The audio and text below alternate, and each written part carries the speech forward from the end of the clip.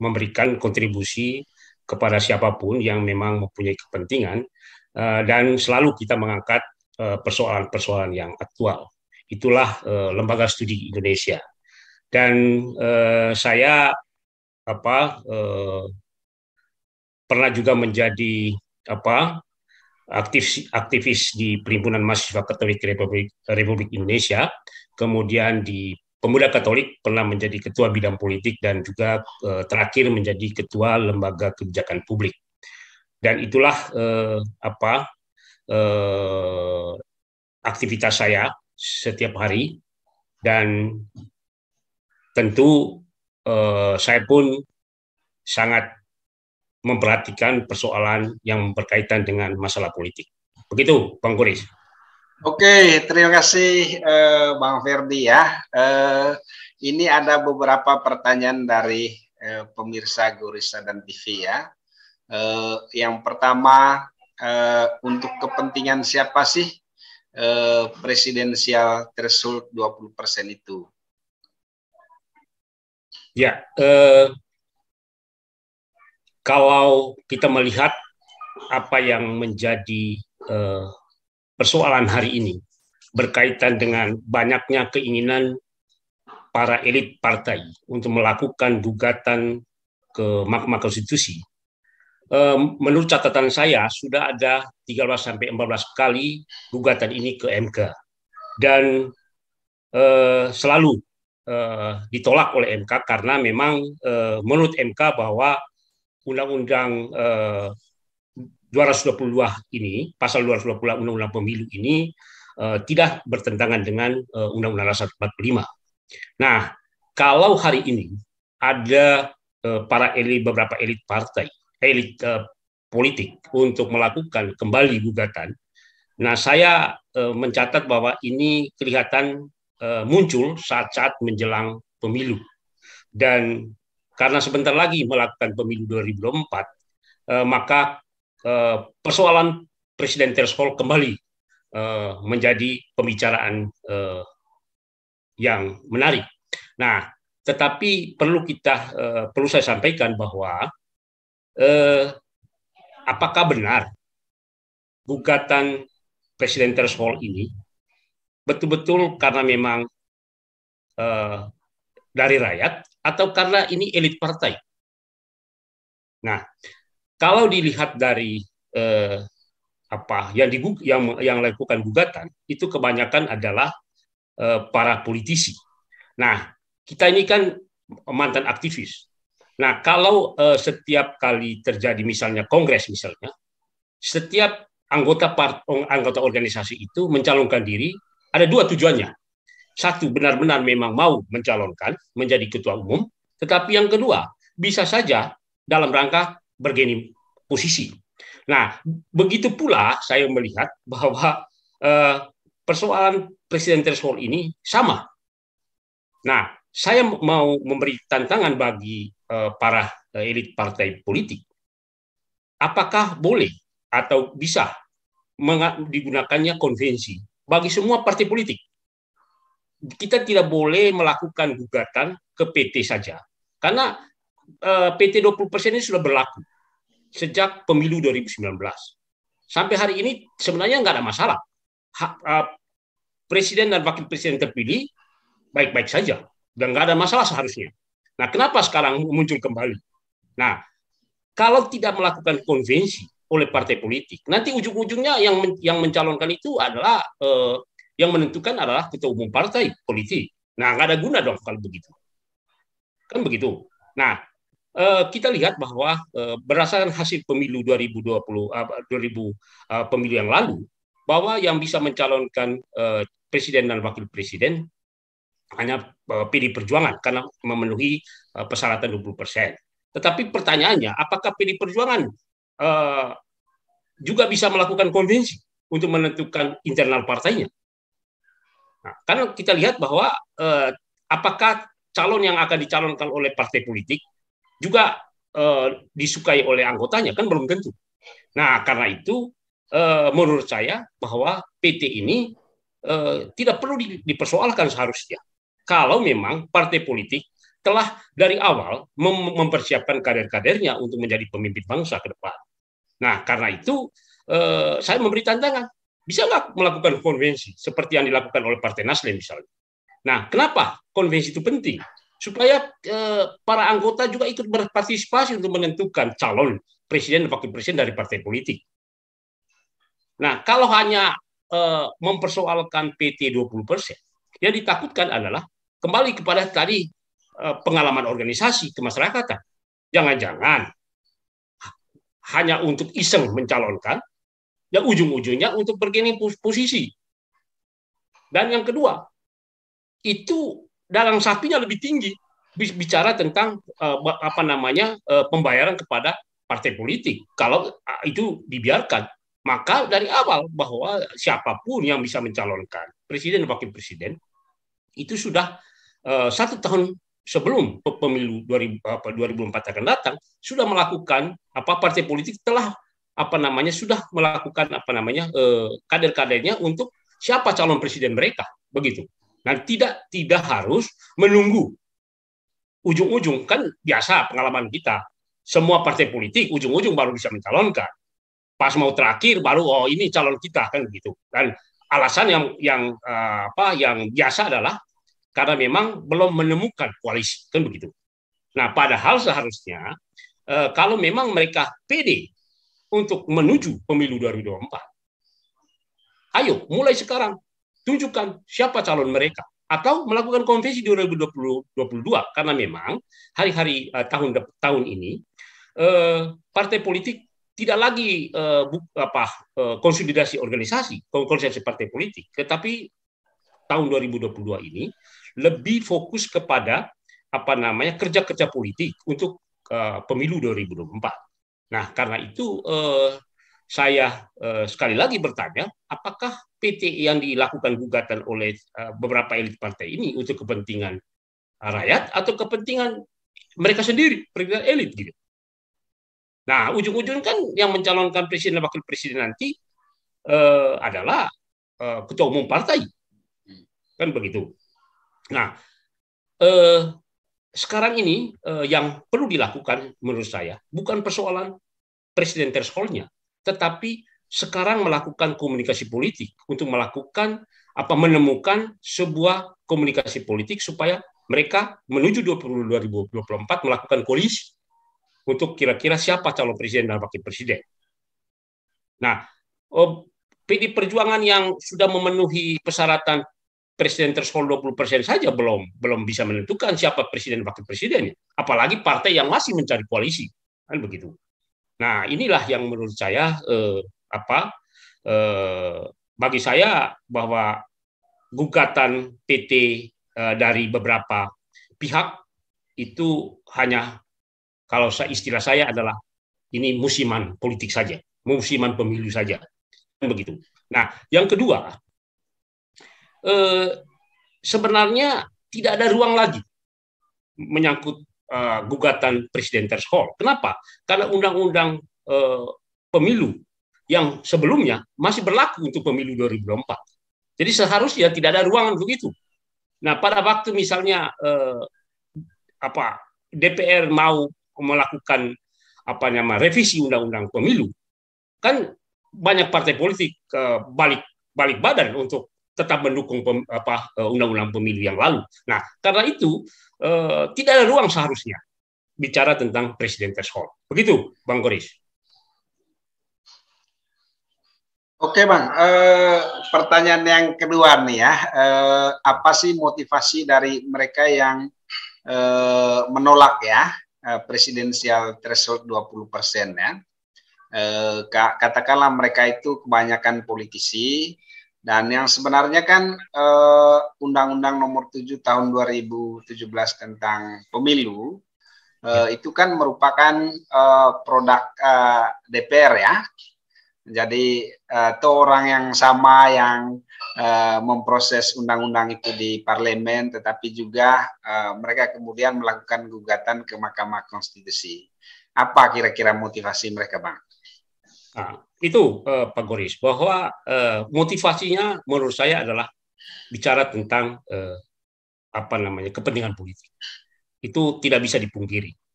Nah, karena yang melakukan gugatan ke MK ini kan bukan masyarakat, bukan kelompok masyarakat, tapi yang melakukan gugatan ini kan adalah elit partai politik juga. Ada juga dari partai, ya, ada juga apa namanya yang kemarin menjadi tim sukses di Pilpres pada pemilu yang lalu misalnya. Nah, artinya ada wajar kalau kita mengambil kesimpulan bahwa mereka lakukan gugatan ini untuk kepentingan politik sesaat misalnya. Nah, apa sih yang menjadi apa namanya motivasinya? Itu yang kembali saya katakan tadi bahwa ada keinginan dari mereka. Artinya kalau mereka tidak bisa menguasai internal partai politiknya, maka mereka membentuk kelompok tim sukses untuk kepentingan pemilu Pilpres 2024. Nah, artinya apa? Bahwa kepentingannya adalah kalau misalnya diberi ruang untuk setiap warga negara mencalonkan diri menjadi presiden dan wakil presiden, dan nantinya kan ada berdasarkan undang-undang bahwa pemenang pertama dan kedua melakukan pemilihan presiden putaran kedua. Nah, disitulah bergening politik, disitulah posisi yang tawar-menawar menteri dan sebagainya. Kenapa sih apa namanya mereka tidak melakukan gugatan persyaratan pilkada misalnya? Karena itu tidak seksi bagi mereka. Kenapa? Kalaupun misalnya mereka gugat itu, ya kepentingannya yang punya kepentingan adalah ASN, tetapi bukan para partai politik, karena bukan partai politik tidak bisa menjadi kepala dinas kan. Tetapi kalau apa namanya kalau Pilpres ini, ya harapannya dari yang punya keinginan untuk menggugat ini adalah, ya harapannya kalau ada dari kelompok mereka mencalonkan dan misalnya kalah, mereka bisa berkoalisi dengan pemenang pertama dan pemenang kedua. Disitulah dagang sapinya, posisi bergeningnya, berapa menteri dan sebagainya. Nah, inilah yang sebenarnya tidak elok kalau memang mereka lakukan gugatan itu. Kalau misalnya dari dosen atau apa yang melakukan gugatan, mungkin saya tidak bertanya. Tapi ini kan elit partai politik juga yang melakukan gugatan itu. Nah, artinya apa? Oh, kalau memang tujuannya betul-betul untuk kepentingan demokrasi, ya kenapa pada mereka tidak bisa perjuangkan melalui parlemen? Kan mereka kan punya wakil di DPR, kan begitu. Nah, karena di parlemen sudah tutup, maka mereka coba untuk melakukan gugatan ke MK. Padahal kita tahu bahwa sudah 13-14 kali gugatan itu juga tidak berhasil, tidak ditolak oleh MK, kan begitu. Walaupun ada 1-2 MK yang melakukan perbedaan pendapat, tetapi bagi kita kan hasilnya adalah mayoritas MK mengatakan bahwa menolak itu keputusan PT itu. Begitu Pak Boris. Oke Bang, pertanyaan yang ketiga yang juga barangkali pentingnya, presidensial threshold 20% ini kan jelas menguntungkan partai besar ya, dan tentu saja berdasarkan hasil pemilu tahun 2019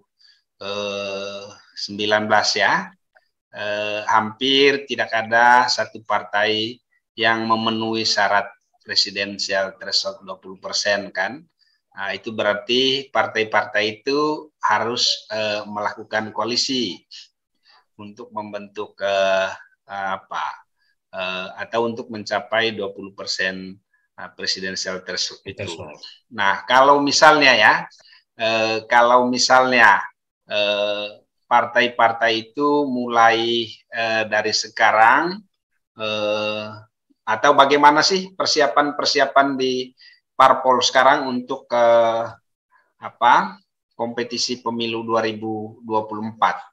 Karena bagaimanapun memenangkan presidensial threshold 20% itu kan tergantung, kalau pemilu 2 kali 2014, 2019 itu kan sangat tergantung kepada siapa tokoh yang mereka orbitkan untuk menjadi calon presiden ya. karena partai itu ya terkena ya, kalau 2014-2019 itu kan Kortel Effect ya, atau Jokowi Effect gitu ya. Bagaimana ini 2024 ini?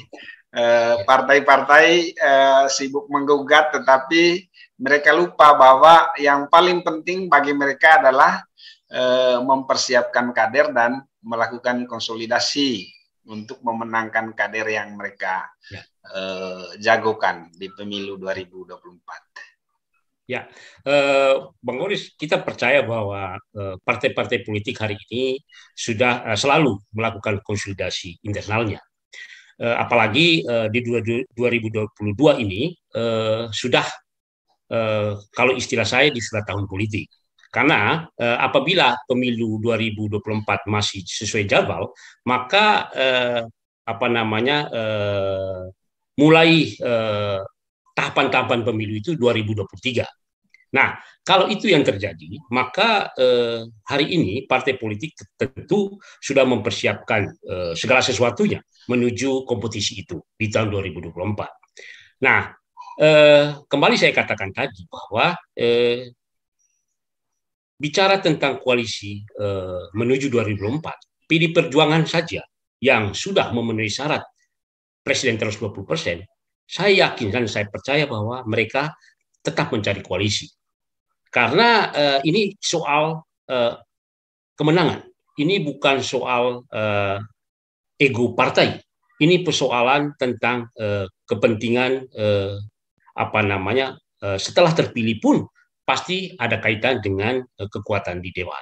Nah, karena itu hari ini masing-masing partai kita percaya bahwa sudah melakukan komunikasi untuk mencari kesamaan kepentingan. Nah, apabila kita tetap berlaku presiden threshold 20%, maka catatan saya, maka calon presiden dan wakil presiden kalau partai-partai itu melakukan koalisi, maka hanya 3 calon. Nah, kan ada dua hal yang terpenting bagi partai politik. Kemarin tadi dikatakan bahwa ekor jas itu. Nah, kalau misalnya Pak Jokowi kemarin kan para calon presiden pemilu yang lalu itu kan yang mendapatkan efek itu adalah PD Perjuangan. Begitu juga Prabowo, yang efek itu adalah Partai Gerindra. Nah, karena itu hitungan-hitungan politik itulah, maka koalisi tahun 2024 itu sangat cair. Nah, kenapa sangat cair? Karena partai politik selain memenangkan kompetisi presiden dan wakil presiden, tetapi jangan lupa bahwa bersamaan dengan pileg pemilihan legislatif. Nah, kalau itu yang terjadi, maka partai politik yang mau mengusung presiden dan wakil presiden betul-betul berhati-hati untuk menentukan siapa figur presiden dan wakil presiden. PD Perjuangan misalnya, ya saat ini kita berdasarkan survei ya, itu Pak Ganjar. Juga ada keinginan dari internal partai, misalnya Ibu Puan misalnya. Nah, pertanyaannya, apakah jangan bicara rakyat umum saja, apakah rakyat PD Perjuangan mendukung 2 calon ini? Kan itu juga menjadi masalah. Ya. Kan begitu. Kan kalau bicara tentang siapa yang akan didukung oleh DPP partai, maka yang bekerja itu kan daerah. Partai yang ada di daerah. Nah, karena itu DPP juga tentu akan mencalonkan calon presiden dan wakil presiden yang juga dicintai oleh rakyat partainya internal masing-masing. Kan begitu. Nah, sehingga mencari koalisi ini tidak mudah. Nah, tetapi menariknya lagi bahwa yang ada di survei pun, ya kan, pas ditanya oleh wartawan tentang apakah mereka siap mencari calon presiden 2024, jawabannya kami masih menyelesaikan masalah COVID di daerah masing-masing, misalnya. Pak Ganjar begitu jawabannya, Ridwan Kamil juga jawabnya sama, Pak Anies Baswedan juga sama. Artinya apa? Tidak pede untuk maju. Kenapa? Karena itu tadi belum ada tiket dari partai politik. Kan begitu. Nah, kenapa belum ada tiket? Ada dua hal. Satu, belum lakukan komunikasi dengan DPP partai. Yang kedua, mungkin belum ada pembicaraan tentang kalau menang bagaimana. Kan begitu. Dan yang ketiga, apa yang bisa dibantu oleh si calon itu untuk pileg. Kan begitu. Nah, itu tidak menutupi itu semua. Karena yang dicari oleh partai politik adalah dua kemenangan sekaligus, pemilihan presiden dan wakil presiden dan juga pemilihan pileg. Begitu, Bang Koris. Oke, Bang. Ini pertanyaan yang juga menarik ya. Ini kan kelihatannya partai politik ini malu-malu kucing ya. Tetapi sebenarnya berdasarkan hasil riset, kemudian hasil percakapan publik yang lebih luas lah di seluruh tanah air ya. Sudah ada nih 3 calon yang paling menonjol ya. Yang teratas itu Ganjar Pranowo, kemudian yang kedua Prabowo, dan yang ketiga itu adalah Anies Baswedan ya. Bagaimana nih kira-kira strategi yang dilakukan oleh partai politik, misalnya untuk memperkuat branding atau juga untuk mengakomodasi nih suara-suara publik yang muncul di dalam riset dan juga di dalam percakapan publik sehari-hari. Ya, Bang Goris, bahwa berdasarkan survei yang ada, memang 3 nama itu selalu muncul di lembaga survei. Tapi lagi-lagi saya katakan tadi bahwa Pak Ganjar misalnya, suka atau tidak, dia harus minta restu dulu dari Ibu Megawati Soekarno Putri sebagai Ketua Umum PD Perjuangan. Nah, kenapa dia tidak PD sementara? Karena itu tadi, dia belum melakukan komunikasi dengan Ketua Umum. Nah, yang kedua, Pak Anies.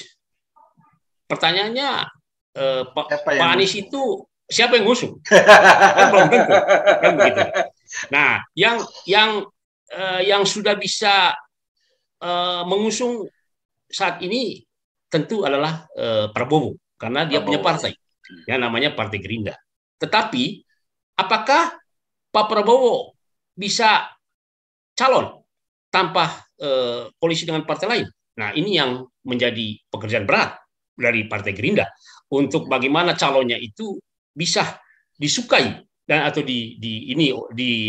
dipinang oleh partai-partai lain, karena bicara tentang koalisi. Nah, koalisi itu kan bicara tentang hitung-hitungan kemenangan. Nah, kalau misalnya Pak Prabowo setelah dihitung-hitung bahwa menang, ya bisa saja banyak partai politik yang merapat ke Partai Gerindra.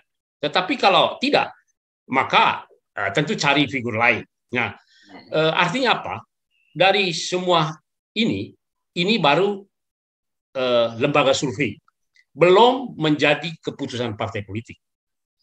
Begitu. Nah, dan apakah hanya 3 orang ini berdasarkan hasil survei itu? Tidak. Karena bisa-bisanya 3-tiganya tidak dicalonkan oleh partai politik nantinya. Bisa saja. Ada calon lain. Ya, sehingga calon-calon lain seperti Muhammad Iskandar, kemudian Ibu Kofifa, Ridwan Kamil, kemudian Pak Erik misalnya.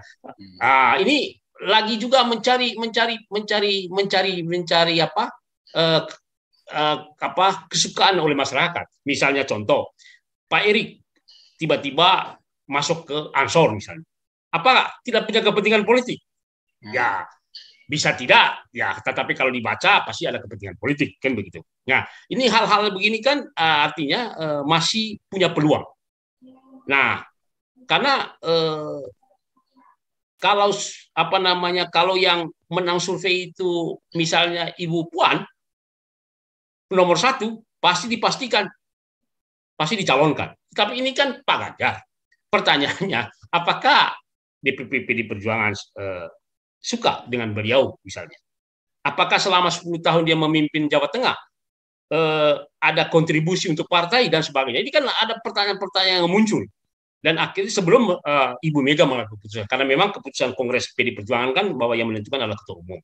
Nah, artinya apa? Dari semua calon yang muncul di survei ini, belum ada kepastian. Lagi-lagi, berdasarkan pengalaman kita, semua calon presiden dan wakil presiden selalu menjelang pendaftaran. Baru ketahuan siapa calon dari partai A. Nah, ini yang menarik. Artinya apa? Masih ada peluang bagi siapapun pada kader-kader bangsa ini yang mau menjadi presiden wakil presiden. Silakan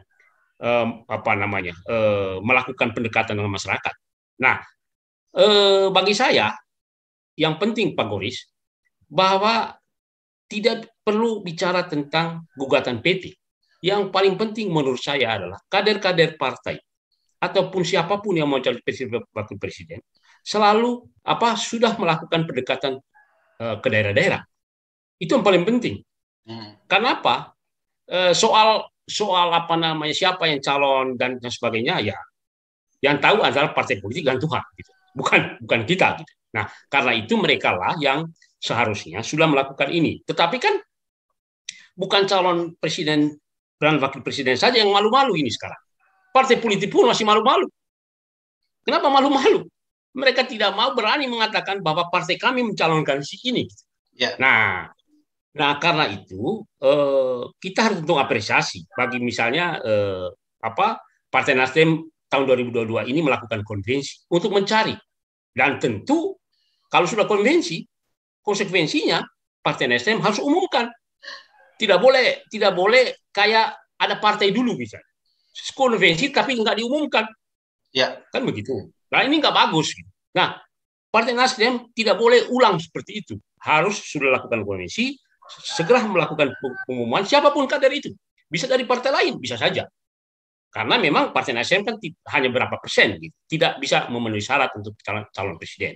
Begitu, Pak Goris. Kalau kita mengacu kepada pengalaman pemilu 2014 dan 2019 ya. Saya rasa Nasdem itu cukup banyak ya, walaupun tidak mayoritas ya, memperoleh efek dari keterpilihan atau dicalonkannya Jokowi menjadi presiden. Nah, jangan-jangan nih ini pertanyaan saya aja, jangan-jangan tuntutan atau gugatan presidensial 20% itu karena orang sudah mulai jenuh dan juga mulai takut ya. Nggak ada tokoh yang sepopuler Jokowi untuk menghadapi pemilu 2024, sehingga partai-partai itu tentu saja tidak akan mendapat kontribusi suara yang besar ya di dalam pemilu 2024. Ya, kecurigaan itu, ketakutan itu ya mungkin ada. Tetapi sekali lagi pengalaman kita di pilkada saja, misalnya banyak juga kok yang dicalonkan oleh partai politik itu bukan kadernya, orang di luar itu. Artinya apa? Poinnya pada komunikasi kan begitu. Nah sama ini pemilihan presiden Wapres tahun 2024 itu juga sama. Artinya para orang-orang yang punya keinginan untuk presiden wakil presiden, silakan mempromosikan diri hari ini. Banyak kok seharusnya. Banyak. Hanya kan selalu orang mengatakan bahwa kalau nggak ada uang, ya jangan punya keinginan untuk calon presiden dan wakil presiden misalnya. Oh nggak juga. Ini kan soal bagaimana cara kerja politik kan. Nah, sekali lagi saya mau mengatakan, saya memberi tantangan tadi seperti yang saya katakan tadi Pak Goris. Artinya bagaimana partai politik hari ini, apapun bentuknya, kalau memang nggak konvensi, apapun bentuknya, bagaimana mereka misalnya melakukan konvensi lokal. Misalnya konvensi di Papua. Semua calon kader mereka, ada 8-9 orang, lakukan konvensi. Siapa pemenang di situ? Begitu juga nanti di ujungnya, oh inilah yang disukai oleh masyarakat, kan begitu. Artinya jangan belum apa-apa tapi sudah takut. Oh, jangan-jangan tidak ada calon presiden kayak Jokowi misalnya. Kan gitu. Ya. Nah, sehingga ya wajar aja ada yang punya keinginan supaya Presiden Jokowi ini 3 periode. Kan begitu. Artinya apa? Oh, ada juga ketakutan itu. Tetapi sekali lagi, sebenarnya bukan itu. Yang perlu dilakukan adalah para anggota partai politik yang punya keinginan menjadi presiden, wakil presiden, mulai sekarang melakukan sosialisasi ke daerah. Nah, apakah nanti masyarakat memilih atau tidak? Itu sekali lagi saya katakan tadi, bahwa yang bisa mencalonkan calon presiden 2024 berdasarkan undang-undang itu adalah PD Perjuangan karena sudah memenuhi 20%. Yang lain kan masih perlu koalisi. Nah, kalau perlu koalisi artinya apa? Artinya sebenarnya di situ ada ruang. Sosialisasilah ke kader mereka. Kan bisa saja setelah disurvei oleh P3 misalnya, oh ternyata yang survei paling bagus yang disukai masyarakat adalah kader dari Partai Golkar. Maka bisa menjadi koalisi misalnya. Tetapi belum apa-apa, sudah ada ketakutan. Waduh, harus 0%, nggak boleh 20%, lakukan gugatan. Nah, artinya apa? Berarti ada ketakutan di situ. Nah, itulah yang menurut saya kita memberi tantangan kepada partai politik. Ayo, keluarkanlah kader-kader terbaik partainya. Supaya nanti rakyat akan menang. Saya yakin akan muncul di survei. Akan muncul di survei. Karena sekali lagi bahwa 3 calon yang sudah menjadi yang ini oleh survei itu sekali lagi belum tentu menjadi calon oleh partai politik, belum tentu.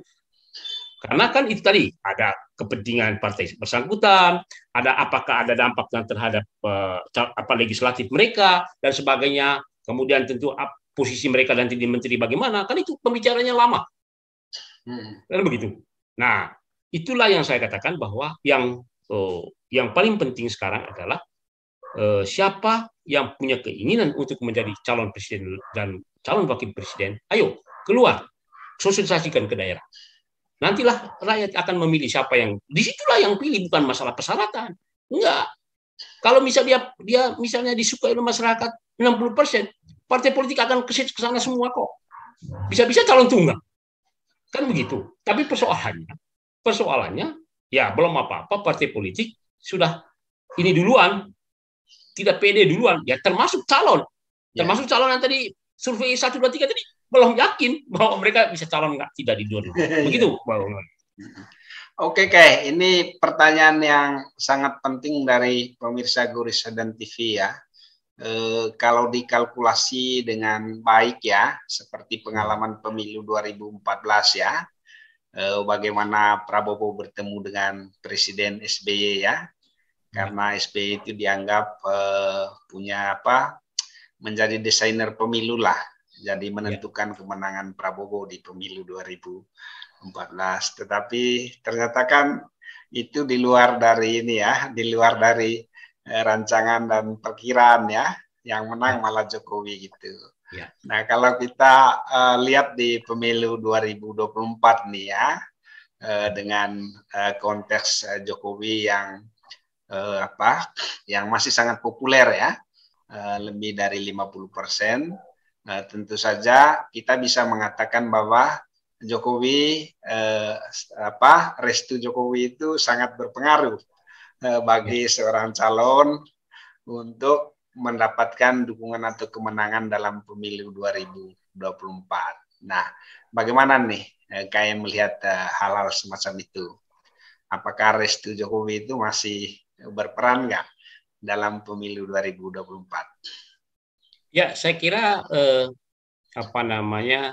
kita harus yakin bahwa memang restu Jokowi itu sangat penting di 2024. Karena ini soal kelanjutan dari program yang sudah dilakukan oleh Jokowi hari ini. Nah, tetapi belum terlalu kita mengatakan bahwa seperti itu, karena memang tahun politik ini masih Pilpres ini masih 2024.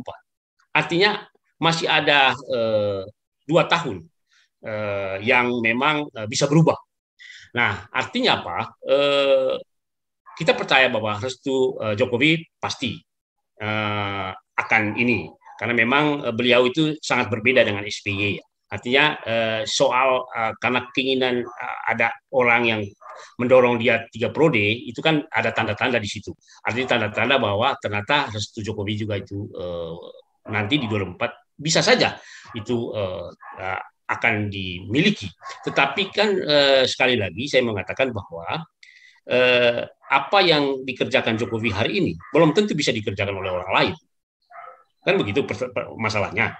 Nah, tetapi apa yang dilakukan oleh Jokowi hari ini tentu siapapun presiden ke depan, menurut saya pasti apa yang dilakukan Jokowi hari ini mereka pasti mengikuti. Kenapa? Karena memang itu yang disukai masyarakat, kan begitu. Berkaitan dengan infrastruktur, berkaitan dengan yang lain-lain. Nah, tetapi sekali lagi saya mengatakan bahwa itu soal hitungan-hitungan dari partai politik nantinya. Kenapa? Kembali ke partai politik. Kalau misalnya restu Jokowi itu yang untung adalah partai lain, partai A atau B, maka partai B, C, D masih yakin pasti akan berbeda. Karena itu tadi kembali kepada ekor jas kan gitu ya. Kalau misalnya Jokowi bilang si A yang jadi calon presiden, pertanyaannya si A itu menguntungkan enggak kepada partai kita? Kan itu pertanyaannya. Nah, sehingga sekali lagi menurut saya memang pada pemilu 2024 sangat cair ya, sangat cair dan pasti partai-partai politik hari ini juga yang apalagi yang ada di koalisi pasti mencari figur paling paling tidak seperti Jokowi gitu ya. Paling tidak gitu ya. Karena kalau mereka tidak mencalonkan presiden dan wakil presiden yang tidak seperti cara-cara Jokowi, ya menurut saya berat juga di pemilihan presiden 2024. Kan begitu. Apalagi ini kan bersamaan antara legislatif. Karena terus terang bahwa pemilu serentak semacam ini tidak 100% daerah itu juga mendukung presiden dan wakil presiden yang dicalonkan oleh partainya. Kenapa? Karena mereka punya kepentingan masing-masing juga untuk memenangkan di legislatif kan begitu. Nah ini perlu pikiran yang matang betul bagi partai politik untuk bisa mencalonkan presiden wakil presiden. Tetapi sekali lagi bahwa suka atau tidak apa yang saat ini di bawah kepemimpinan Jokowi tentu kita harus apresiasi dan tentu sekali lagi pasti restu Jokowi juga mungkin di 2024 pasti ada. Gitu. Oke, kalau dari peraturan perundang-undangan ya, khususnya dari Undang-Undang Nomor 7 Tahun 2017 tentang Pemilu ya, sebenarnya presidensial threshold 20% itu kan memungkinkan ada 5 calon ya, 5 calon yang diusulkan oleh masing-masing partai yang berkoalisi ya. Nah, kita lihat nih kecenderungan partai di dalam berkoalisi itu latar belakangnya apa atau motifnya apa mereka di dalam berkoalisi sehingga tidak tercipta misalnya sesuai dengan undang-undang lah ya. Jadi setiap partai yang berkoalisi itu mesti mendapatkan 20% atau sesuai dengan ketentuan presidensial threshold ya. Tetapi misalnya di pemilu 2014, 2019,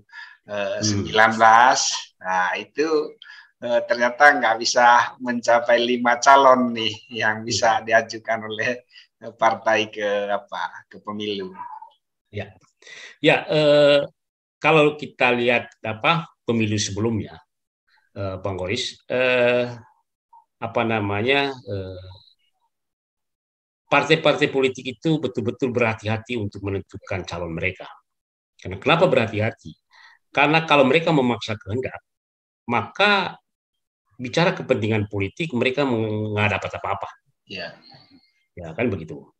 Nah, kenapa pemilu yang lalu misalnya hanya 2 calon? Karena memang mungkin setelah melakukan rapat internal partai, mereka melihat bahwa kalau kader mereka dipaksakan pasti kalah, kan begitu. Nah akhirnya ya hanya 2 calon, kan begitu. Nah tapi ternyata setelah pilpres selesai, Jokowi cerdas untuk menarik Pak Prabowo masuk kabinet misalnya. Nah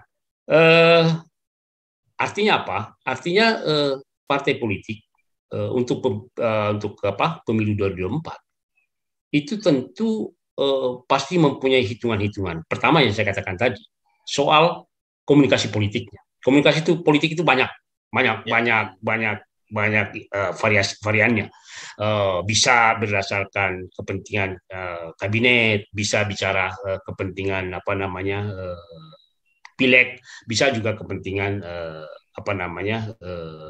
kontribusi untuk pemilu misalnya. Nah itu tidak bisa dipungkiri. Kalau ada partai politik mengatakan, oh kami kami akan lakukan itu ini tidak. Misalnya tadi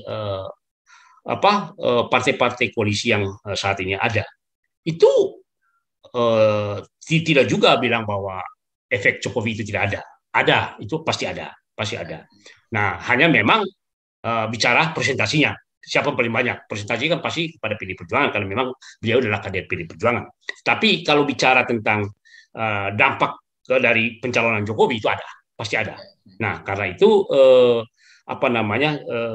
untuk pemilu 2024 sekali lagi bahwa walaupun ada ruang untuk mencalonkan calon presiden, saya yakin juga bahwa partai politik tidak bisa memaksa kehendak untuk mencalonkan kader mereka.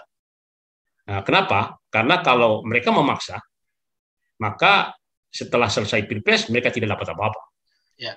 Nah, sehingga perhitungan itulah yang menjadi paling penting di dalam mengambil keputusan. Nah,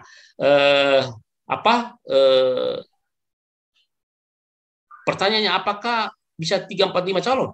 Bisa saja apabila memang berdasarkan tadi presiden threshold itu 20%. Tetapi jangan lupa setelah nanti di 2023 tiba-tiba ujung-ujungnya ada survei yang mengatakan bahwa si A surveinya 60%, jangan-jangan semua partai politik ke situ. Nah, belum itu bisa aja di politik. Kan begitu. Nah, sekali lagi bahwa soal penentuan presiden dan wakil presiden pasti partai politik punya hitungan. Hitungan yang dimaksud adalah kepentingan politik mereka setelah pemilu selesai. Karena itu tadi bahwa mereka mencalonkan selain dampak dampak kepada partainya tentang pemilihan legislatif, tetapi jangan lupa bahwa koalisi itu kan salah satunya adalah untuk kepentingan next setelah pemilu selesai. Kira-kira begitu, Bang Koris. Oke, ini pertanyaan yang terakhir ya. Dia bersifat rekomendasi ya.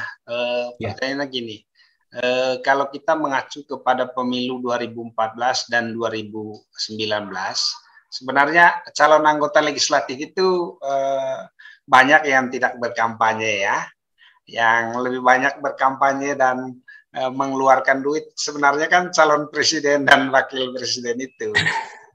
Ini menghadapi pemilu 2024, kira-kira bagaimana nih strategi partai dalam melakukan pemasaran calon, sehingga nanti ya terutama juga saya rasa caleg-calegnya itu bisa berkoalisi atau bisa punya bangunan komunikasi yang lebih awal ya dengan calon presiden. Ya, Bang Koris, kalau bicara tentang aktif di partai politik, semua anggota partai itu sama dengan calon presiden dan wakil presiden. Belum ada kepastian. Ya. Nah, karena belum ada kepastian, misalnya kita, Pak Goris misalnya sudah melakukan kegiatan kerja-kerja politik di dapil A, tapi tiba-tiba partai nanti mengusulkan Pak Goris ke dapil B, kan berarti mulai dari nol lagi kan. Nah, artinya begini Pak Goris, yang paling penting adalah bagi kader partai, dia sekarang sudah harus melakukan kerja-kerja politik yang terukur. Kerja-kerja politik yang terukur ini artinya adalah soal pilihan itu kan tergantung rakyat. Kita coba mempromosi diri, belum tentu dipilih, kan begitu. Apalagi misalnya kita calon dari sudah merantau di pusat, misalnya tiba-tiba kita calon di daerah, mereka bilang waduh ini orang pusat ini, jadi bukan lagi orang daerah itu misalnya. Nah, itu kan tantangan besar bagi sebuah orang kader partai. Nah, tetapi sekali lagi bahwa orang partai tentu harus pertama dia punya jiwa untuk punya panggilan untuk terjun ke partai politik, supaya jangan sampai setelah pemilu selesai dia stres begitu ya, karena itu kebanyakan terjadi gitu. Maka kalau kita terjun ke partai politik, yang pertama bakat dulu. Setelah bakat kita punya keinginan, dan pasti untuk bicara kita harus terpilih itu pasti ada. Semua kader partai itu pasti punya keinginan itu. Tetapi perlu juga harus kita ikut serta untuk menentukan soal panitia KPU dan Panwaslu. Ini juga penting diperhatikan, karena mereka lah yang juga nanti menentukan soal wasit kan, dalam seperti pertandingan bola. Ya kan, walaupun itu tidak offside, ya kalau wasit bilang offside ya offside kan gitu. Sama juga ini. Nah, itu ada di KPU misalnya. Nah, artinya apa? Selain modal dia sebagai seorang aktivis, tetapi yang paling penting adalah kerja-kerja politiknya terukur. Nah, soal pilihan tidak semua kita sudah kerja, sudah serius misalnya, tiba-tiba tidak terpilih, aja jangan ini juga. Artinya ya ini bukan kongres. Kalau kongres kita tahu, oh ini suaranya sekian, maka kita melakukan serangan daratnya sekian gitu. Tapi ini kan pemilu yang kita punya keterbatasan, karena di orang caleg ini kan misalnya ada dua serangannya, serangan udara, serangan darat. Nah, tapi kalau serangan udara misalnya 1-2 bulan, serangan darat menjelang pileg misalnya, pertanyaannya serangan darat itu lebih berat daripada serangan udara. Kalau serangan udara kita padas-padas di mana-mana, di IG, di FB dan sebagainya, itu lebih mudah. Tapi serangan daratnya ini ada ada ranjau-ranjau yang menjadi tantangan besar bagi seorang caleg. Begitu, Pak Goris. Oke, mungkin ini perlu juga dilihat oleh KE ya. Kalau kita lihat kan yang paling aktif ya melakukan lobby-lobby itu Partai Nasdem ya. Berapa waktu yang lalu sudah ketemu dengan Anies lagi gitu. Jadi totalnya mungkin sudah 2 kali ya bertemu dengan Anies ya.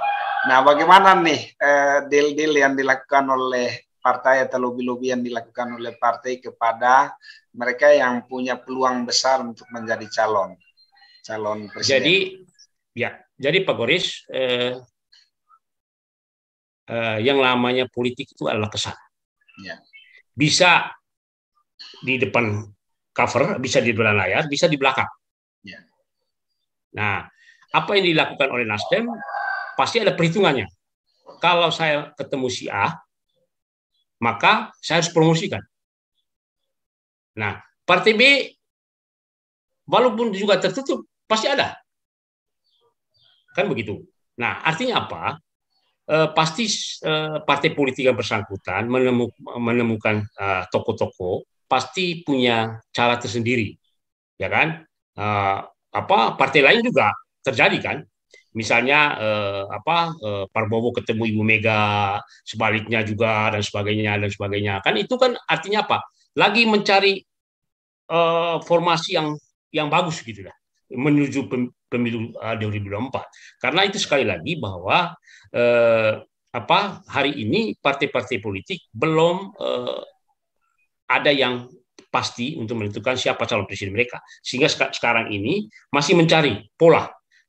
Karena begini, kalau misalnya mencalonkan Ganjar, apakah di Jawa Barat disukai? Kan begitu. Sebaliknya, kalau calonkan misalnya Pak Prabowo, apakah di NTT diterima? Kan begitu. Nah, partai politik akan melihat ini. Jadi survei secara nasional mungkin 3 calon yang ada, tetapi di sisi lain pada saat melakukan keputusan, mereka harus melihat di setiap daerah kira-kira yang disukai calonnya siapa. Itu baru mereka bisa menentukan calon presiden. Jadi pertemuan para tokoh dengan partai politik itu hal wajar. Karena memang itu tadi masih mencari pola, kan belum tentu juga yang ketemu itu dicalonkan, belum tentu. Sekali lagi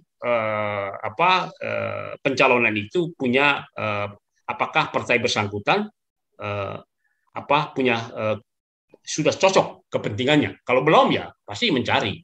Dulu juga misalnya kalau bicara ini kan Prabowo setelah kalah ya ditarik ke dalam pun dia oke, tidak pun tidak ini. Karena memang dia tahu bahwa sadar bahwa dia kalah. Tetapi ya namanya kepentingan setelah pemilu Pilpres itu kan banyak faktor sehingga penggabungan itu juga berhasil. Dan kita lihat setelah Pak Jokowi menarik Pak Prabowo ya adem-adem aja di DPR karena memang yang menentukan juga DPR kan begitu Pak Boris. Oke, terima kasih banyak Abang ya. Kami dari Studio Gorisadan TV mengucapkan terima kasih banyak atas waktu dan kesempatan Abang untuk berdialog di studio kami di Gorisadan TV. Sekali lagi terima kasih. Salam selalu sehat dan terus berjuang. Terima kasih Pak Goris, terima kasih pemirsa Goris TV.